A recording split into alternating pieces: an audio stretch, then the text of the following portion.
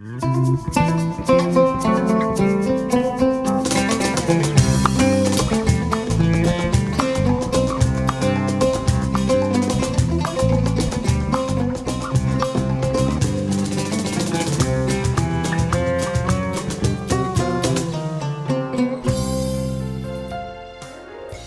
الخير والحب والأمل لكم مشاهدينا وين ما تكونون وتابعون برنامج صباحك غير وشاشة المدى الفضائية.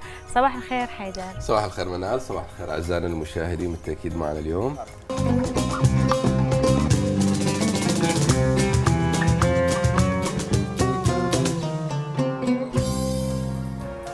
نرجع وياكم أعزائنا المشاهدين نرحب بضيفنا بالاستوديو الدكتور مصطفى عبد الرحمن، اختصاص أنف وأذن وحنجرة. أهلا ومرحبا بك دكتور. يا أهلا وسهلا. صباح الخير دكتور. صباح الخير دكتور. بداية، ما هي أسباب الشخير؟ وهل الشخير مؤشر على خطر يهدد الحياة الزوجية، يهدد العلاقات، وأيضا حتى يهدد الصحة؟ طبعا اسمحوا لي بالبداية قبل ما نبدي موضوع الشخير وأسباب الشخير وما هو الشخير أصلا، أكو طرفة صراحة هي صارت أنه إجا مريض قبل فترة. تمام. سووا لي عملية أريد أتخلص من الشخير بصورة سريعة. يابا شنو القضية؟ قال أنا 20 سنة صار لي متزوج. بتت في أحد المحافظات عند أحد أقاربي، فثاني يوم قالوا لي إحنا البارحة ما نمنا بالليل لأنه صارت عندنا بالبيت سيمفونية ما قدرنا ننام نهائيا من وراء الشخير مالتك. راجع على زوجته قال لها أم فلان إنه صدقاني أشوخر؟ قالت له إي صحيح الشوخر، بس أنا ما أريد أغثك يعني أقول لك أنت الشوخر وأنا ما أقدر. يعني 20 سنة 20 سنة هي ساكتة وصابرة على هذا الموضوع. وخلاف ذلك أنه يجونا صار لهم شهر متزوجين يقولون نريد احنا تزوجنا وما نقدر الزوجه او بالعكس الزوج ما يتحمل. طيب ما هم كانوا يعرفون انه كانوا يشخرون يعني عاده هو ينام الشخص يعني الا واحد يخبره بهالشيء هذا. دكتور فعلا ليش ما يحسون على الشخير؟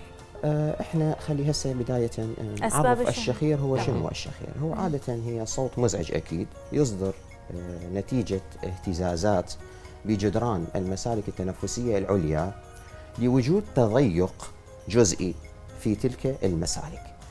إذا نريد نحدد أكثر هذه النقاط مال التضيقات تكون عادة منطقة اللهات وأعلى الفم سقف الفم، ومنطقة اللوزتين وجدار البلعوم، خلف اللسان، وأيضا في منطقة لسان المزمار. عندما تصير هذه التضيقات تهتز هذه الجدران فتصدر عندنا هذا الأصوات المزعجة. أسبابه؟ الأسباب طبعا هي كثيرة. بالمناسبة هو الشخير ليس مقتصر على الكبار، يصيب الصغار، وكثير من المرضى يعني أهالي يجيبون أطفالهم يشكون من الشخير. نعم. يصيب تقريبا 20% من الكبار و10% من الصغار من الأطفال. الأسباب طبعا هو أولا احنا خلينا ناخذها بصورة عامة بتقدم العمر. بالنسبة للكبار كل ما الإنسان يتقدم بالعمر كل ما يصير تضيق في الحنجرة والمسالك التنفسية فعند الشخير يصير أكثر. عندنا أمراض الأنف والحنجرة بصورة عامة، انسدادات الأنف، ما إلى ذلك من التهابات المسالك التنفسية، جيوب الأنفية، الزوائد و بالنسبة للصغار عندنا الزوائد خلف الأنف العامل الرئيسي. الزوائد خلف الأنف، وجود هذه الزوائد خلف الأنف وخصوصا بعمر 3 إلى 7 سنوات هذه الزوائد تكون كبيرة. الزوائد قصدك الجيوب الأنفية؟ ليست الجيوب الأنفية، هي تختلف. تسمى باللغة العربية الغدانيات اللي هي غدد لمفاوية توجد في منطقة البلعوم خلف الأنف. لأنه البلعوم احنا يقسم 3 أقسام، المنطقة العليا اللي هي خلف الأنف، المنطقة الوسطى اللي هي خلف الفم وهذا نشوفها احنا من نفتح الفم نشوف منطقة البلعوم، والمنطقة السفلى اللي هي تقريبا يعني تحت اللسان. عندنا أيضا من ضمن الأسباب أنه تشوهات في نمو عظام الفك، وهذا أيضا بضمن متلازمات معينة مثل متلازمة داون سيندروم اللي هو المونغوليزم. نعم. أيضا يعانون من الشخير دائما. عندنا أيضا طبيعة الأكل وعادات الخاطئة في تناول الأطعمة، يعني الأكل المتأخر دائما بالليل والوجبات الدسمة ونوعية الطعام، وهسه أيضا رح نتطرق لها إن شاء الله. أيضا عندنا التدخين. تدخين عامل رئيسي وفاجعة كبيرة من أسباب الشخير. والتدخين بالمناسبه ليس فقط الشخص اللي يدخن، يعني اكو الباسيف سموكينج اللي هم يقعدون بجوار الشخص المدخن، هذول ايضا يستنشقون وايضا يتاذون. طيب دكتور، تاثير التدخين كيف يكون؟ يعني شنو علاقه التدخين بالشخير؟ التدخين يسبب لنا احتقانات في المسالك التنفسيه العليا. نعم. نعم اكيد، ويسبب لنا انسدادات، ايضا يسبب ترهل للانسجه بمرور الزمن. فهذه كليتها ترهل الانسجه وارتخاء للعضلات ايضا يسبب لنا السبب ومن الاسباب. يعني هو اكثر خطوره من العادات الغذائيه الخاطئه، مثلا اوقات الغذاء ونوعيه الغذاء، ولا التدخين هو اخطر؟ والله هم اثنيناتهم كل واحد له تاثيره الخاص، يعني التدخين عامل رئيسي وطرق تناول. طيب دكتور، الشخير هو موجود عند البدناء اكثر ولا عند هذا طبعا انا الجاي بالكلام انه من ضمن الاسباب هي السمنه. طبعا اكيد السمنه هي سبب رئيسي سواء للاطفال او للكبار. عاده نعم. احنا عندنا مقاييس خاصه اللي هو مؤشر كتله الجسم. نعم. من يزداد على 28، ومؤشر كتله الجسم شلون نحسبه؟ نحسبه وزن الشخص على وزن الشخص على مربع الطول. اذا زاد عن 28 فهذا معناته عنده وزن زائد، عنده مخاطر. نعم. محيط الرقبة، محيط الرقبة كل ما يزيد عن 43 سنتيمتر معناته هذا الشخص عنده أنسجة دهنية زايدة، ممكن أنه يصاب بالشخير. طيب دكتور، الشخير مؤشر على وجود مرض خطير يهدد الصحة؟ الشخير عادة احنا قبل ما نجاوب على هذا السؤال، عادة هو نوع من أنواع اضطرابات النوم. اضطرابات النوم يقسموها إلى تنفسية وغير تنفسية. احنا الشخير هو ضمن اضطرابات النوم التنفسية. نعم. الشخير يا اما يكون هو سمبل سنورينج اللي هو الشخير البسيط، هو مجرد هاي الترددات اللي تظهر والاصوات المزعجه بدون تغيرات تطرا على غاز الاكسجين بالدم، نسبه غاز الاكسجين بالدم، وبدون ما الشخص يعاني من تيقظ مستمر، يعني النوم يكون متقطع. فلهذا انه اللي موجودين ويا الشخص يلاحظوا، احنا دائما نسالهم من واحد يجي يشكي من الشخير نقول له نريد اللي وياك ينام، على مود نساله اسئله تتعلق به، لان الشخص مدى يتذكر شنو اللي صار.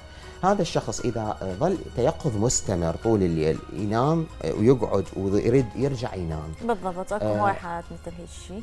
بهيك حاله شنو؟ بهيك حاله لانه الشخير معناته علامه خطره، صار وصل عندنا مرحله خطره، لان نسبه الاكسجين دا يقل، ثاني اكسيد الكربون دا يزداد، فالجسم ما يتحمل فيتيقظ على مود ياخذ اكسجين زياده يرجع ينام الشخص. فلهذا النوم عنده متقطع، ما دا ينام ساعات متواصله، يقعد الشخص من النوم تعبان مرهق، ما شبعان نوم، دائما يقعد يعني مثلا يحكي ويانا وهو ينعس، تاخذه غفه ويقعد نوبته الثانيه. شوفوا بالازدحامات كذا نايم، واحنا نشوف هذول خصوصا بالكبار السن. صحيح. طيب دكتور، طريقه النوم تسبب احيانا الشخير؟ اكيد طبعا. طريقه النوم احنا من ضمن اسباب الشخير هو تضيق بالمجاري التنفسيه العليا نتيجه ضغط دا يصير عليها. فالنوم على الظهر، الاستلقاء على الظهر يسبب رجوع اللسان الى الخلف وضغط بالتالي على المسالك التنفسية العليا، فيؤدي لنا إلى الشخير. فلهذا احنا ننصح على الجهة اليمنى أيضا حتى بعيد عن القلب، ولا على البطن. نعم. ولا على الظهر. الاستلقاء الجانبي هو تمام. يكون أفضل. وهناك أيضا طرق عالمية الآن تجبر المريض يقول أنا متعود يعني ما أقدر إلا أنام على ظهري. قاموا يخلون مثل كرة صغيرة أو قطعة قماش ملفوفة على منطقة الرقبة يخيطوها ويا الملابس على مود المريض يضطر انه للنوم ايضا. اصلا اكو مخدات ايضا طبعا اكيد صار حتى بالسيارة على فكرة. الوسادات الطبية طول ما هم بالعمل، وايضا حتى بالسيارة وبكل مكان هي هذه الوسادة تكون موجودة، المخدة تكون بها علو من هذه المنطقة. نعم اثناء النوم. نعم فعلا، لانه تسالهم يقول لك انا اشكي كل هواي من الشخير. يعني ذكر الدكتور مصطفى انه نوع ثاني اللي هي يمكن خلينا نقول تعب، يعني اكو يشكون من الشخير بيوم اللي يكون هو تعبان جدا او مرهق نفسيا. نعم متعب نفسيا مثقل يعني. نعم بالهموم والمشاكل. راح بذاك اليوم ما راح يحس على نفسه وكانما انسان ثاني، مع العلم هم ما يشهرون ولا يعانون من الشخير. نعم اكيد. مو هي ايضا التعب الزايد يصاحبه ايضا ارتخاء بالعضلات. تمام. فلهذا هذا الارتخاء بالعضلات يسبب الشخير.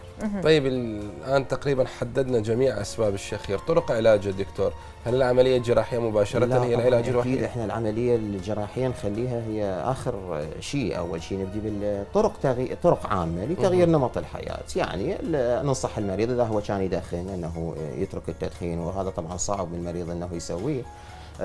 طريقة الطعام أيضا، المناسبة أنه الطعام أنه لازم يكون متزن متوازن، وخصوصا للعشاء. يعني يتناول العشاء مالته أقل من يعني بفترة ما تقل عن 3 ساعات عن النوم. يعني قبل 3 ساعات مما ينام. ليش؟ على مود الأكل بالمعدة يتصرف وينام المريض ومعدته فارغة، حتى لا يصير عنده استرجاع المواد المعدية، تسترجع البلعوم، ويصاحبه أيضا التهابات في البلعوم، وبالتالي احتقانات ويسبب له الشخير. أيضا طريقة النوم مثل ما قلنا عليها، تقليل الوزن، ممارسة التمارين الرياضية، تبديل هواء الغرفة، لأنه هواء الغرفة إحنا الهواء الجافي يسبب احتقانات، ويمكن تكلمنا عليها في حلقة سابقة أنه ما هي الأسباب. أيضا الهواء الجافي يسبب احتقانات، فلهذا إحنا نريد تبديل الهواء دائما بصورة مستمرة. مكيفات الهواء نقلل من عندها، دائما معتمدين عليها. أيضا الاستنشاق البخار قبل النوم، أخذ حمام بخار قبل النوم، هذا كله تفيد. ثم بالعلاجات الطبية نعالج السبب. إذا هو كان عنده مشكلة مثلا بالأنف، زوائد، انحراف في الحاجز الأنفي، التهابات الجيوب الأنفية، ما إلى ذلك نعالجها. بالنسبة للأطفال أيضا الزوائد الخلف الأنفية اللي تكلمنا عنها، أيضا هنالك علاجات طبية ممكن أنه تنجح ويانا.